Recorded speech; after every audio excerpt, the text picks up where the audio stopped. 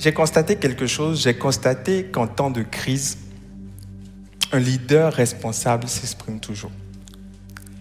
J'ai constaté que chaque fois que dans le pays, en France par exemple, il y avait une crise, peut-être un attentat, comme ce fut le cas ce jeudi avec l'attentat de Nice, ou encore l'incident de Notre-Dame il y a quelque temps, chaque fois qu'il y a un incident majeur, le leader de la nation, le président ou alors un ministre doit s'exprimer pour donner des précisions, pour rassurer la population, pour donner une perspective future. Amen. Et j'aimerais vous dire que Dieu, en tant que leader des leaders, président des présidents, roi des rois et seigneur des seigneurs, est un leader responsable. Lorsqu'il y a une crise, Dieu ne reste pas silencieux, Dieu ne laisse pas son peuple tout seul orphelin. Lorsqu'il y a une crise, Dieu s'exprime toujours. Et ce matin, on va assister au droit de réponse de Dieu. Ce matin, Dieu veut apporter une réponse à la crise, Dieu veut nous parler pour nous rassurer. Amen.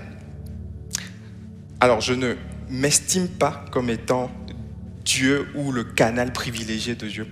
C'est bien imparfaitement que je veux vous partager cette pensée. Mais je crois qu'elle vient de Dieu. Je crois que le fond vient de Dieu. Et la forme et les fautes de français, ça vient de moi.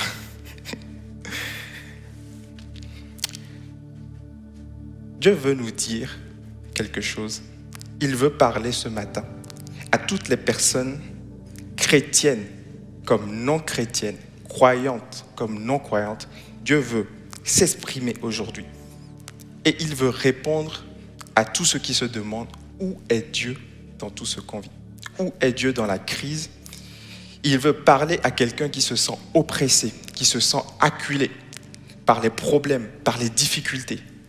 Peut-être par le licenciement qu'il vient de subir. Peut-être parce qu'il ne peut plus voir sa famille. Quelqu'un qui n'en peut plus. Dieu veut parler à quelqu'un qui ne comprend pas ce qui se passe. Quelqu'un qui a peur pour son futur.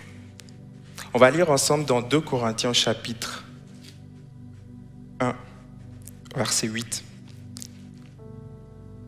Nous ne voulons pas en effet vous laisser ignorer, frères, au sujet de la tribulation qui nous est survenue en Asie.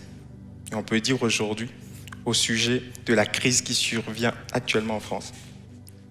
Que nous avons été excessivement accablés, au-delà de nos forces, de telle sorte que nous désespérions même de conserver la vie. Au chapitre 4 et au verset 14, l'apôtre Paul va poursuivre. Il va dire que celui qui a ressuscité le Seigneur Jésus nous ressuscitera aussi avec Jésus et nous fera paraître avec vous en sa présence. Verset 16, c'est pourquoi nous ne perdons pas courage. Verset très important. C'est pourquoi nous ne perdons pas courage. Nous ne perdons pas courage. Et lors même que notre homme extérieur se détruit, notre homme intérieur se renouvelle de jour en jour.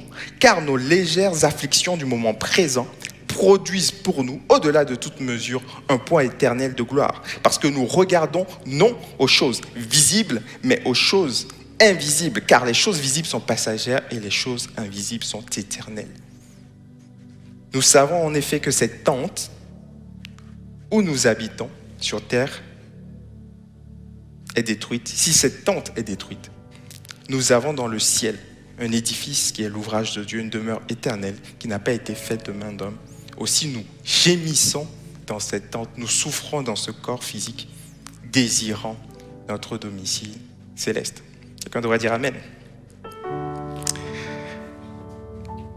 Aujourd'hui est un jour spécial. C'est un jour où il y a beaucoup de tensions dans l'air.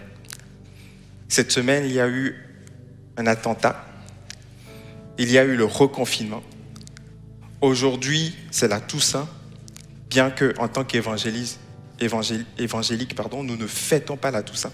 Mais aujourd'hui, plusieurs de nos compatriotes, plusieurs des Français vont penser à un proche défunt. Et en plus de tout ça, on a vécu au sein même de l'Église des deuils.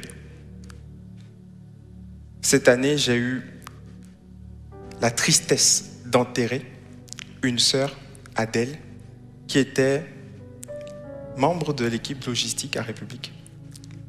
Elle paraissait bien, elle n'avait aucun problème. Et quelques semaines après que je l'ai vue, on a constaté qu'elle avait un cancer. Et au bout de 2 mois, tout s'est accéléré. Et quand je voyais le corps d'Adèle inanimé, je me suis dit, waouh, tout peut basculer très vite. Cette année, plusieurs de nos bien-aimés ont perdu un proche. Je pense à notre frère Landry qui a perdu sa mère. Landry qui est le responsable du Métropole Café. Je pense à nos sœurs Rihanna et Ando qui ont perdu la même semaine leur papa et leur grand-papa. La mort est une réalité aujourd'hui qui est plus que jamais proche de nous. Un sondage publié par le quotidien La Croix nous montre que 65% des Français pensent souvent ou de temps en temps à la mort de leurs proches, 57% à leur propre mort. Mais 71%, ça c'est intéressant, 71% ne croient pas en la vie après la mort. Qu'est-ce que ça veut dire? Ça veut dire que la majorité des Français pensent à la mort, oui, mais ils ne croient pas qu'il y a une vie après la mort. Et cela m'emmène quand même à me poser des questions. Parce qu'il y a là un certain paradoxe. Parce que nous ne voulons pas croire en la vie après la mort. Mais lorsque nous nous retrouvons au cimetière, devant l'endroit où un proche défunt est parti, nous ne pouvons pas nous empêcher, je parle de la France, nous ne pouvons pas nous empêcher de parler à cette personne. Comme si au fond de nous, nous n'acceptions pas que cette personne n'existe plus. Et si ce désir de voir la personne continuer à exister témoignait finalement que la mort n'était pas une fin? Et si la vie après la mort était réelle? Et si le ciel et l'enfer étaient réels? Dieu veut nous inviter ce matin, premièrement, à nous rappeler de la réalité de l'au-delà. Dans ce contexte où la mort est proche de nous plus que jamais, dans ce contexte où il y a des attentats, dans ce contexte où la vie est instable, Dieu veut nous rappeler que l'au-delà existe, que le ciel et l'enfer existent. Dieu veut nous rappeler que nous ne sommes pas faits pour ce monde. Tu n'es pas fait pour ce monde. Tu n'es pas fait pour ce monde. Tu as été créé pour un autre monde. Tu as été créé pour un monde parfait, pour un monde où il n'y a pas de souffrance. Tu as été créé pour un monde où il n'y a pas de maladie, où il n'y a pas de masque ou de Covid. Quelqu'un devrait dire Amen. Tu as été créé pour un monde comme ça. Et sur terre, on a essayé d'emmener le ciel sur terre. On a créé des édifices merveilleux. On a créé des endroits qu'on appelle des endroits paradisiaques pour aller en vacances. On a créé toutes sortes de technologies innovantes avec l'intelligence artificielle. On a créé des parcs d'attractions pour nous divertir. Disneyland, on a fait toutes sortes de choses. On a créé des systèmes sociaux pour avoir l'équité, pour avoir une sécurité sociale. Mais malgré tout, c'est comme si on butait. Malgré tous nos efforts, c'est comme si la terre ne pouvait pas être un endroit de paix, de joie. C'est comme si le malheur était toujours là. Eh bien, Dieu veut répondre à ça aujourd'hui.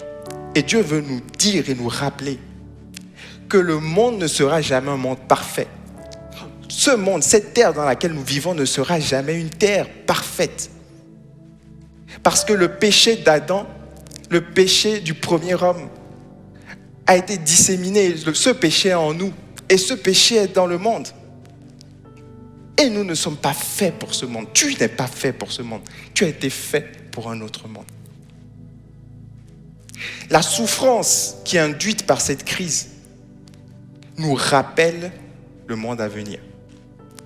Parce que lorsqu'on souffre, cela nous rappelle que nous désirons un endroit, nous désirons un état où nous ne souffrons pas. Cela nous rappelle le ciel. Et cela nous rappelle également que nous voulons fuir cette souffrance extrême. Cela nous rappelle que nous devons fuir la souffrance de l'enfer parce que oui, lorsqu'on meurt sans Jésus-Christ, malheureusement, on atterrit dans un endroit appelé l'enfer, dans un endroit de souffrance éternelle. Non, il n'y a pas des concerts de rock en enfer. Non, l'enfer n'est pas un endroit où on bon vivre. L'enfer est un endroit de regret, de souffrance, de larmes, un endroit où on ne peut pas revenir en arrière. Et Dieu te parle ce matin et te dit, ne joue pas avec ta vie, reviens à Jésus-Christ parce que Jésus-Christ a payé à la croix pour que tu n'ailles pas dans cet endroit et pour que tes proches n'aillent pas dans cet endroit parce qu'il a prévu pour toi un domicile céleste. Quelqu'un devrait dire Amen. Chers frères et sœurs, nous sommes en escale. Nous ne sommes pas faits pour rester ici. Tu es de passage ici. L'apôtre Paul dit que nous sommes dans cette tente en attendant de revêtir notre domicile céleste. Nous sommes dans cette tente, nous sommes de passage, nous sommes en escale. Lorsque tu es en escale, tu ne t'installes pas durablement, tu surveilles la montre, tu essayes de ne pas t'éloigner trop loin de l'aéroport parce que tu as peur de rater l'avion. Et j'aimerais te dire que spirituellement, c'est la même chose. Jésus est notre avion pour nous emmener au ciel. Quelqu'un devrait dire Amen. Jésus est celui qui veut nous emmener au ciel et alors que tu es en escale ici, tu dois t'accrocher à la personne de Jésus, tu ne dois pas t'éloigner, tu dois veiller, tu dois être alerte parce qu'un jour, l'avion décollera. Quelle est la réponse de Dieu à tout ce qu'on vit? Dieu veut nous dire, rappelez-vous qu'il y a une vie après la mort. Et rappelez-vous que vous êtes fait pour un autre monde. Ça ne veut pas dire qu'on doit désirer la mort. Attention. Ça ne veut pas dire qu'on doit s'enlever la vie. Ça ne veut pas dire qu'on doit dire Seigneur, je veux mourir. Non, on ne doit pas désirer la mort, mais on doit désirer la vie après la mort et désirer de vivre pleinement cette vie avant la mort.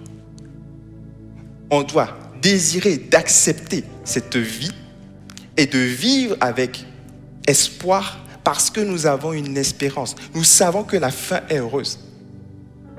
Parce que tu sais que ta fin est heureuse, alors tu peux supporter cette crise. Quelqu'un devrait dire Amen. Alors quelqu'un va me dire, oui, ça c'est l'effet placebo des chrétiens, ils s'inventent des choses pour bien vivre. Non. Lorsque tu sais que la fin est heureuse, même si tu as des pertes aujourd'hui, tu supportes mieux.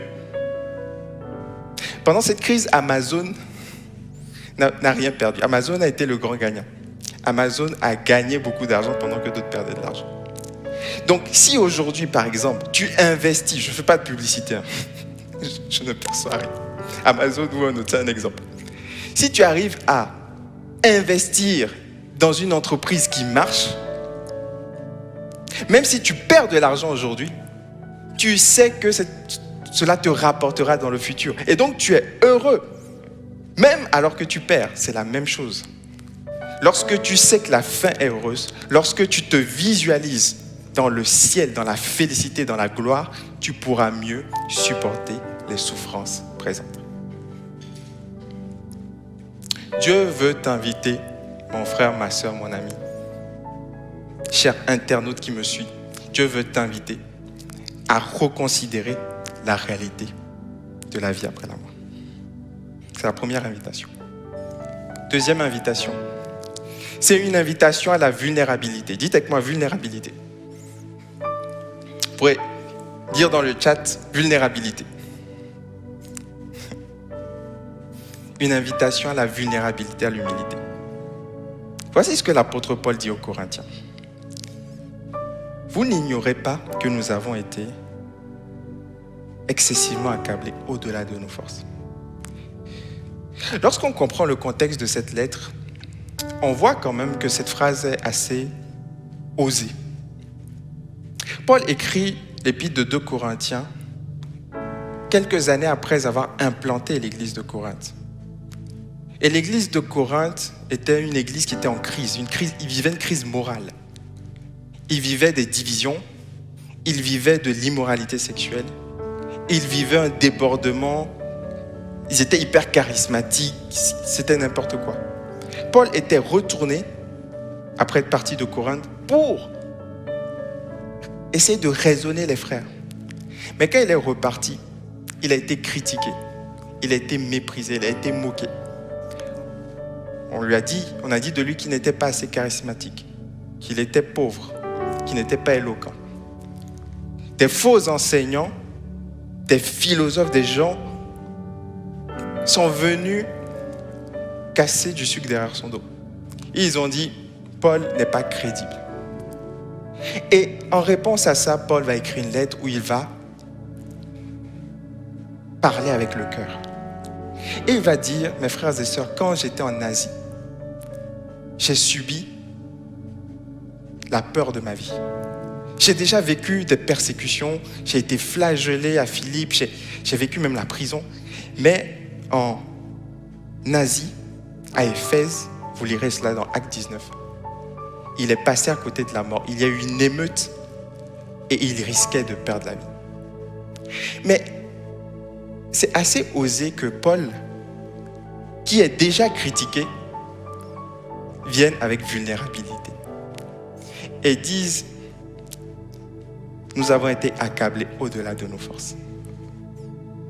Un homme de foi, un apôtre qui a ressuscité des morts, qui a fait des choses extraordinaires, écrit à ceux qui le méprisent, vous savez, j'ai été accablé au-delà de nos forces. Dieu veut t'inviter ce matin à être vulnérable. Dieu veut t'inviter à être humble et à dire que ça ne va pas si ça ne va pas. Tu as le droit de parler à quelqu'un, de dire cette crise, je n'en peux plus. Ce confinement et ce reconfinement, je n'en peux plus. Cette recherche de travail incessante, je n'en peux plus. Tu as le droit de dire que j'espérais cette année avoir quelques petits rencarts amoureux. Ah oui, mais je suis confiné, comment je fais? Pensez à nous aussi, les célibataires. Peut-être que tu as prévu des mariages qui ont été reportés. Tu as le droit de dire je n'en peux plus. Tu as le droit de dire je n'en peux plus avec ces deuils dans ma famille, dans ces contextes. Tu as le droit de dire je n'en peux plus. Dieu veut t'inviter à être vulnérable. Tu ne sais pas comment payer tes salariés. Tu ne sais pas comment t'en sortir. Voilà, ton restaurant est encore fermé. Tu as le droit de dire je n'en peux plus. Dieu veut voir un cœur humble, un cœur vulnérable. Même en tant que chrétien, tu as le droit de dire je n'en peux plus. Parce que Paul a dit j'ai été excessivement accablé au-delà de mes forces. Dire qu'on est accablé au-delà de nos forces, c'est avouer ses faiblesses. C'est avouer que nos forces ont une limite. C'est avouer que certaines situations nous dépassent. Et si tu fais ça, tu vas ouvrir la voie à ce que Dieu agisse dans ta vie. Je prie que ce soit ton cas dans le nom de Jésus. Amen. Il a dit, Jésus, qu'il venait pour les pauvres en esprit, pour les personnes qui reconnaissaient un manque spirituel. Lorsque tu te rends vulnérable, Dieu agira dans ta vie. J'aimerais t'inviter cette semaine à prendre ton téléphone et à appeler quelqu'un. Et à lui dire, écoute, j'ai besoin d'aide. J'ai besoin que tu pries pour moi, que tu pries avec moi. Appelle quelqu'un, écris à quelqu'un, envoie un mail à quelqu'un et dis, je suis accablé au-delà de mes forces. Et tu verras que Dieu commencera à agir dans ta vie.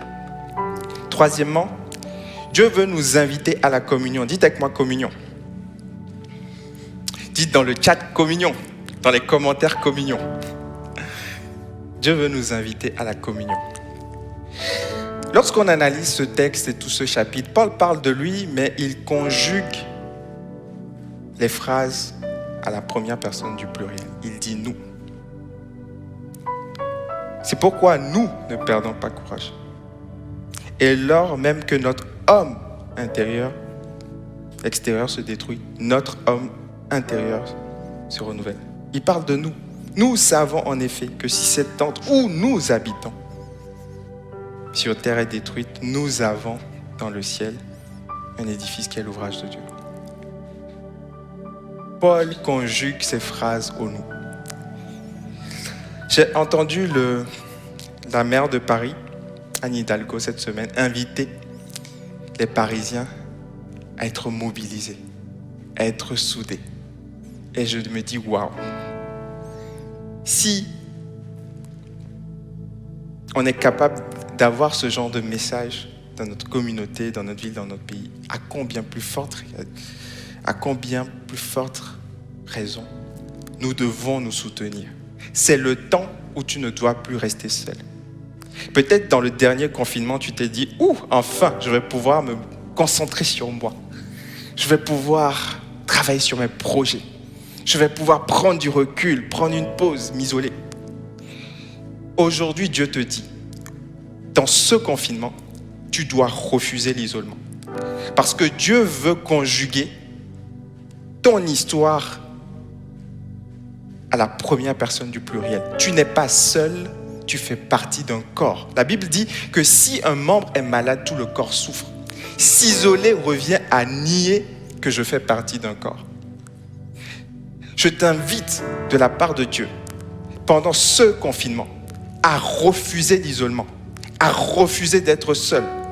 Prends des nouvelles, appelle des gens, va prier pour des gens, participe. Ne reste pas seul, ne reste pas isolé, parce que l'Église est un corps. L'Église est un corps. Paul dit,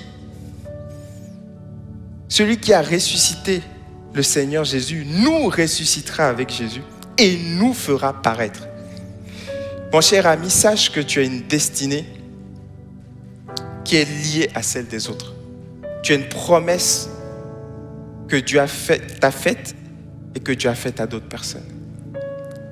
Alors, si tu es vraiment enfant de Dieu, je prie que Dieu puisse mettre dans ton cœur l'amour pour les autres enfants de Dieu. Parce que dans une famille, on s'aime. Quelqu'un devrait dire Amen. C'est une invitation à la communion. On va mettre en place, à partir de cette semaine, des programmes. Programmes de prière. Peut-être tous les matins ou tous les midis, ce sera confirmé. On va mettre en place des Zooms, c'est déjà le cas. On va le mettre en place au Bastille République tous les jeudis à 20h30. On va mettre en place des programmes, mais je t'en supplie, ne reste pas consommateur pendant ce temps. L'Église a besoin de toi. Tu fais partie d'un corps. Et Dieu veut t'utiliser pour encourager, restaurer, fortifier, édifier quelqu'un d'autre. Quelqu'un devrait dire Amen. Dernier point pendant que l'équipe musicale s'approche. Dieu veut nous inviter à nous rappeler de la réalité de l'au-delà. Dieu veut nous inviter à la vulnérabilité, veut nous inviter à la communion. Mais pour finir, Dieu veut nous inviter à nous focaliser sur ce qui est intérieur, invisible et éternel. Lorsqu'on lit le verset 16, on se rend compte que Paul fait un contraste. Il parle d'hommes extérieurs qui se détruisent, donc notre corps qui se détruit, notre corps qui souffre, mais il parle d'hommes intérieurs qui se renouvellent. Il parle de légères afflictions du moment présent, le présent, et il parle du poids éternel de gloire dans le futur, présent, futur. Et il parle de choses visibles qui sont passagères et de choses invisibles qui sont éternelles. Quel est le secret de Paul pour pouvoir tenir ferme malgré toutes les crises qu'il a vécues, parce qu'il en a vécu? Quel est son secret? Son secret, c'est qu'il orientait son regard dans la bonne direction. Il n'orientait pas son regard vers ce qui était extérieur, mais il orientait son regard vers ce qui était intérieur. Chers amis, frères, sœurs, chers internautes qui nous suivent peut-être pour la première fois, j'aimerais te dire que tu peux être physiquement malade et être intérieurement en bonne santé. Comme tu peux être physiquement en bonne santé et être intérieurement malade. On peut acheter un lit, mais mais on ne peut pas acheter le sommeil. On peut engager des agents de sécurité pour nous protéger, mais se sentir en insécurité intérieurement. On peut acheter des médicaments, mais rester psychiquement malade. Dieu veut te dire ce matin, focalise-toi sur ton intérieur. Nourris ton âme. Prends le temps de prier. Prends le temps de te rapprocher de Jésus. Prends le temps de lire la Bible. Prends le temps d'avoir des temps de communion fraternelle. Nourris ton âme parce que ton corps physique peut être en train de se détériorer, en train de souffrir, mais ton corps intérieur, ton être intérieur peut être en train de se renouveler. Quelqu'un devrait dire amen. Dieu veut te dire, regarde aux choses invisibles. La foi, c'est la démonstration des choses qu'on ne voit pas. Si tu as la foi, il faut que tu puisses voir dans l'invisible avant que Dieu ne manifeste cela dans le visible. Même si aujourd'hui Dieu t'a fait une promesse et que tu ne la vois pas, regarde dans l'invisible, elle est déjà là. La Bible dit la moisson est grande. Jésus disait, je vois déjà la moisson blanche. Jésus voyait des choses dans l'invisible. Approche-toi afin que le Saint-Esprit puisse te montrer des choses invisibles. Ne regarde pas uniquement à ce qui est présent, regarde aux choses invisibles. Et vous savez, vous allez me dire, ah ça c'est encore un truc de chrétien. Non, dans le monde, ça s'appelle la technique de la visualisation. Il y a des gens qui ont compris ça, qui ne sont pas chrétiennes, mais qui pratiquent tous les jours la méditation. Ils visualisent. Sans Jésus, Dieu veut nous appeler à ne pas seulement chercher à visualiser des choses pour attirer des choses dans l'univers. Ça, c'est de l'occultisme. Dieu veut nous appeler à visualiser des choses au travers de sa parole afin que la parole de Dieu s'accomplisse dans nos vies. Je vais terminer. Pendant que l'équipe peut commencer à jouer, j'aimerais faire un appel. Deux appels. Là où tu es, si tu es derrière ton écran, je t'invite vraiment à faire de la place dans ton espace. Installe-toi. On va prier ensemble pour terminer. Le Saint-Esprit va agir là où tu es. Il va agir là où tu es. Maintenant, on va prier.